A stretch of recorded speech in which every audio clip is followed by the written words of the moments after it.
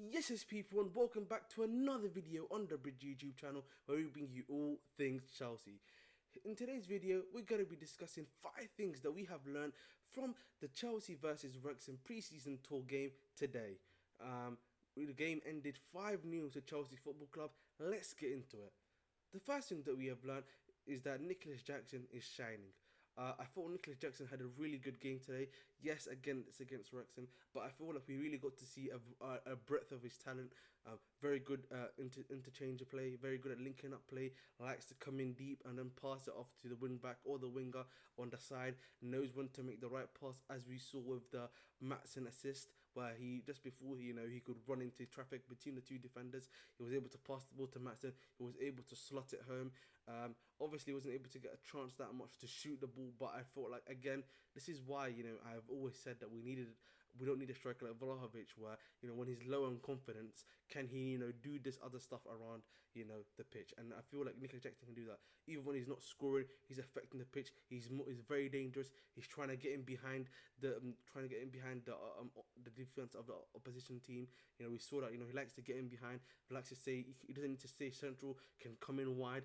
And interplay with the winger or the wing back, whoever it may be, who can come inside when he's outside too. So again, that's what I like. I like that level of flexibility, and I feel like Nicholas Jackson really showed that again. It's only Wrexham. The big test for me is obviously going to be Sunday midnight against Brighton to see if he's cooking or if he's not cooking. But those are some of the things that I really felt like that Nicholas Jackson was really shining about. Number 2, and Cuckoo, 1 chance, 1 goal. Literally. Again, I know I'm caveating all of this because it's only Wrexham, who's only just become a League 2 side after being promoted from the National League, but Cuckoo all game wasn't really getting that much service when he came on the second half. I think a big part of that obviously was the formation change when he went into a 3-4-3 and he became the number 9. I don't really feel like that suited his style of play. But at the end of the day, all it took for him was 1 chance, 1 goal, and he literally just did that. And I feel like the chance as well was a good one, very good through ball by Cassidy into him, and then he was just able to round the keeper quite well and put the ball in the back of the net. And again, we haven't seen that in such a long time, really, in my opinion. We haven't had a striker that we haven't had a player or even someone like attacking mid that can just go past the goalkeeper, make sure to stay on side. Of course, we've had Havertz and Timo Werner and Mason Mount and others, Ziyech and Pulisic at times who just do not know how to stay on side, quite literally. And you have to also give credit to Cassidy for the pass as well, to be able to make sure they would be on side. But again, in Cuckoo being able to stay on side, man, I mean, it's a basic thing, but to see it happen, is just nothing but gives you nothing but joy. But that shot was perfect. But again, I'm hoping to see more from him. Obviously, the formation wasn't ideal for him anyway, as he likes to play a bit more in the 10 role. But again, as I've said before, we will see the real test, which is Brighton at midnight. That's going to be a real test for the team. Are they going to be able to stand up to that level? Are they going to be able to be named and counted? That is where the big test is for me personally. Let's go on now, moving on to number 3, which is Maatsen, double scorer. I think for me, Maatsen this game, was really good. 2 goals, was really, deadly on the wing. I think you can clearly see, that he's learned from his time at Burnley, that he's really grown, he's really developed as a player as well at Burnley Football Club. So thank you, Burnley, for helping us develop Maatsen. Honestly, he was playing as a left winger essentially. Obviously Cuckoo was playing in the fullback position at this moment in time, but what we saw from Maatsen is the reason why, in my eyes, I look at that and I just go, can Cuckoo do that? Can Cuckoo really be that guy that that can be at the fullback position and do what he does? Because like, you look at Maatsen scored those 2 goals quite well. He took them well, was able to shoot them well. Cuckoo hasn't really got that in his locker. Maatsen was obviously able to stay wide, be a bit more impotent in attack, have a bit more impotence, I should say, in attack. Whereas I feel like Cuckoo, whenever he's in the attacking part of the game, he feels really impotent. I'm not getting anything from him there. It's only via the defensive section that I'm getting a lot more from him. And again, with a Pochettino fullback, they like to be wide, they like to be full of energy, very good in attack and very good in defence. Obviously we haven't seen the defensive actions yet from Maatsen, but judging from what I've seen from him Burnley, he's a very good defender too. But again, I want to have both sides, and I don't know if Cuckoo is going to be willing to, give that to me so far. And that's the thing.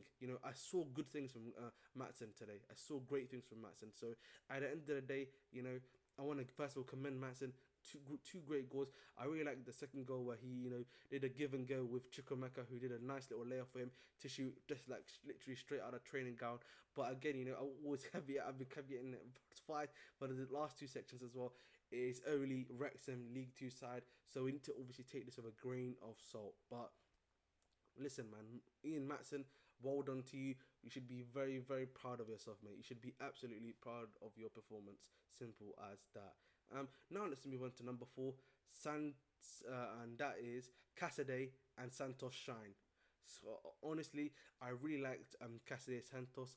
I really liked how, in the first half I didn't really notice Santos, but I feel like that's what made him even better. The fact that he was really playing that DM role perfectly. He wasn't trying to be showy for the ball. Was doing a lot of great work in the first phase of play, picking up the ball, looking for the pass, being available for to be able to take the pass and then moving the pass. And was as a DM, he was really doing well as well defensively. But again, Wrexham only, but he was really doing well, shining in my opinion. And sometimes when you're a DM, yeah, you don't need to be flashy. We don't need to see you.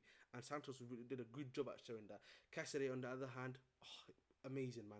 He's a really good dribbler. Really good dribbler. Was able to dribble past multiple Wrexham players. Was able to make a great pass into Cuckoo for his assist. Was really attacking, really good in attacking third, making those good passes. Yes, initially, his passes were a bit more either overweighted at times, but once he, calmed down, relaxed, got into the flow of the game, I felt that he did really, really well in my opinion. And I want to give that. That's why you need to give love where there's love. And Cassidy, man, he's really impressed me in particular, man. He has really impressed me in particular. And I look forward to seeing where he goes next, because if he does really well against Brighton, in my eyes, I'd really like Cassidy to stay.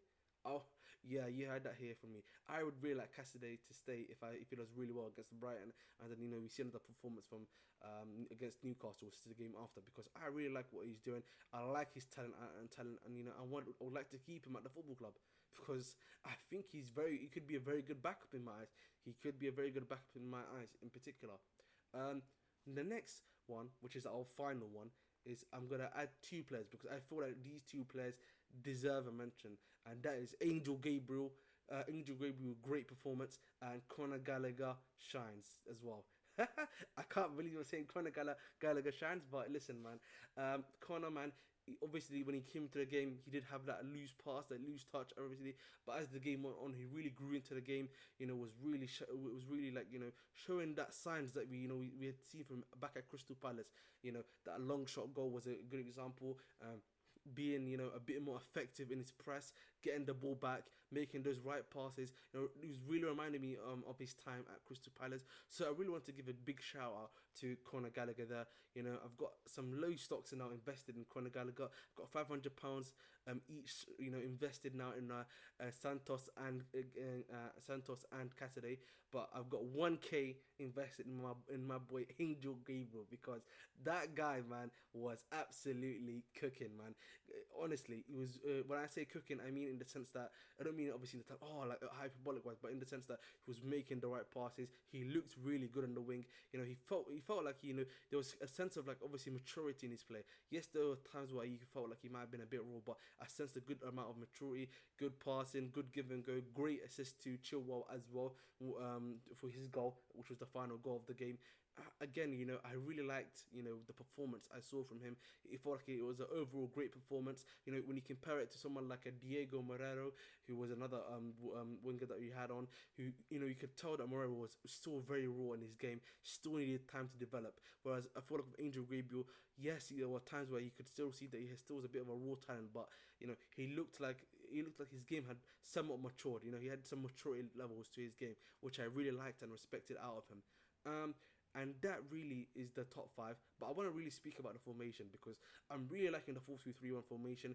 It really looks like it was a very fluid system for us in the first half in particular. It was really working for us. I felt like we were seeing a lot of great stuff from the team when that formation was being used. Whereas in the second half when he tried the 3-4-3 formation, I think part of the reason why we used that was obviously because of Reece James still not being here, so we don't really have a right back there other than Gusto, and Gusto had already played the first 45 minutes. Shout out to him, by the way. I think he had a good performance as well. So at the end of the day, I really would like us to continue that 4-2-3-1. I felt like that 4-2-3-1 worked. I want to see Cuckoo in the 10. I want to see Jackson in the 11. Obviously, Mudryk is probably going to be back. Madueke is going to be back. And Levi Cole is going to be back for the game on Sunday at midnight to play. And Enzo possibly will also be back, depending on his fitness levels too. So it's going to be more and more interesting to see. Once we get we start getting these stars back into the team. But listen, man, I honestly, this is like the first time I've come into preseason in a long while where I thought, wow, this team is really good. I like what I'm seeing from this team.